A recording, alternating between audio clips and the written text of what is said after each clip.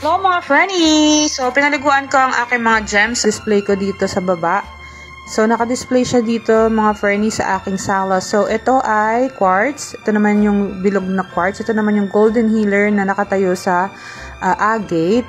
So, ito naman yung obsidian. Tapos, ito yung yan, quartz din yan. So, ito yung Yopper light. And then, ayan, nakalimutan ko. Basta obsidian to, yung mga black. Ayan.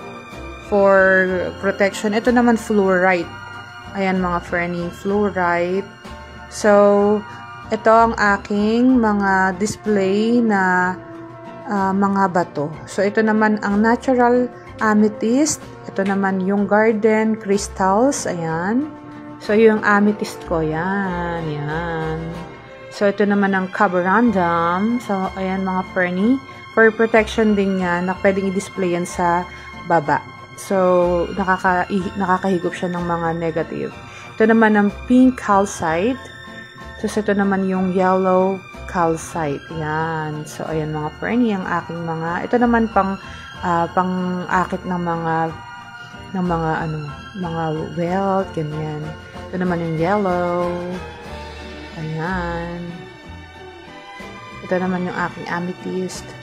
Natural amethyst. So, yung pink. So, ayan mga Frenny. Halos kabisado ko na yung mga stones. So, ayan ang aking mga babies downstairs. Marami pa ako sa taas.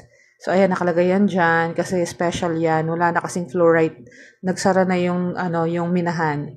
So, ayan. So, ayun lang mga Frenny. Love you all, mama. Chirp, chirp. Mwah!